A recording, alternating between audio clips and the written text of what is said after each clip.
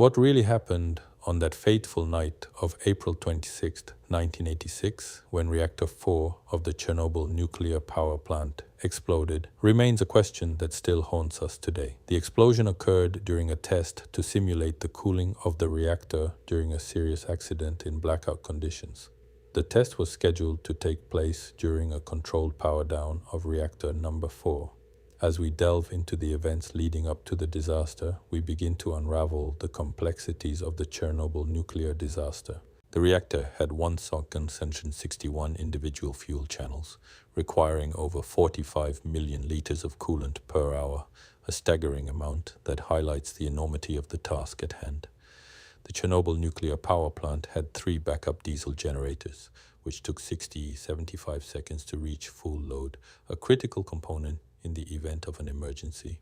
As the test procedure called for reducing the reactor thermal power to between 700 MMDALs and 1000 MMDALs, the steam turbine generator was to be run at normal operating speed during the test. As the day shift began on April 25, 1986, the reactor power was reduced to 1600 MMDALs and the test was scheduled to take place at 14:15. However, the Kiev electrical grid controller requested that the further reduction of Chernobyl's output be postponed at 14 UG, a decision that would have far-reaching consequences. The night shift took over at midnight on April 26, 1986, and the reactor power was at 720 MMDALs at 0005. As the test commenced, the reactor power dropped to approximately 500 MMDALs due to xenon poisoning, a critical moment in the events leading up to the disaster. The reactor power control was switched from local automatic regulator to automatic regulators at 500 and above, and the AR1 system activated, removing all 4 control rods automatically. But what happened next would change the course of history. The reactor power dropped to an unintended near-shutdown state, with a power output of 30 MMDAL thermal or less, a situation that would require immediate attention. The reactor was restored to 160 MMDAL at 0.39 on April 26, 1986, and the reactor power was increased to 200 MMDAL over the next 20 minutes. But as the operators struggled to regain control, the situation was about to take a catastrophic turn.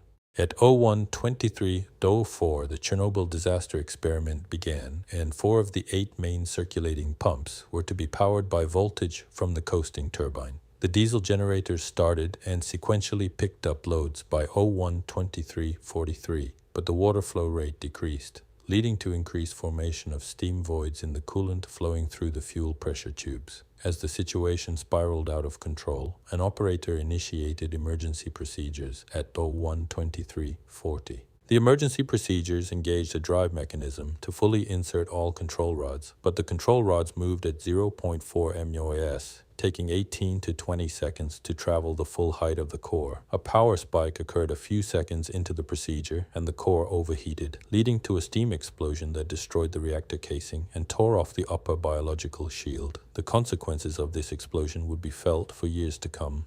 A second, more powerful explosion occurred 2 or 3 seconds after the first, dispersing the damaged reactor core and releasing radioactive material into the environment. The second explosion had the power equivalent of 225 tons of TNT, a massive blast that would have far-reaching consequences. As the news of the disaster spread, the world watched in horror as the true extent of the damage became clear.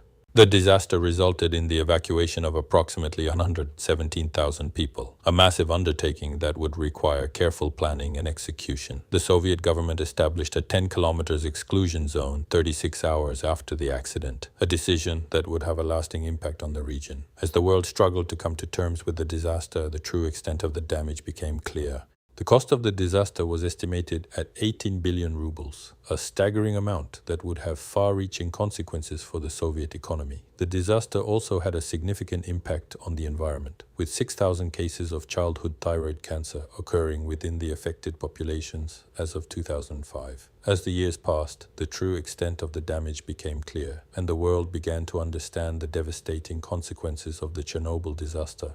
The Chernobyl new safe confinement was constructed around the old sarcophagus in 2016-2018, a major milestone in the efforts to contain the disaster. The cleanup is scheduled for completion by 2065, a long and difficult process that will require careful planning and execution. As the world looks to the future, the lessons of the Chernobyl disaster will not be forgotten. In the end, the Chernobyl disaster was a devastating reminder of the importance of safety and responsibility in the nuclear industry. As we reflect on the events of that fateful night, we are reminded of the need for vigilance and caution in the face of complex and potentially dangerous technologies. The legacy of the Chernobyl disaster will continue to shape our understanding of the nuclear industry and our approach to safety and risk management.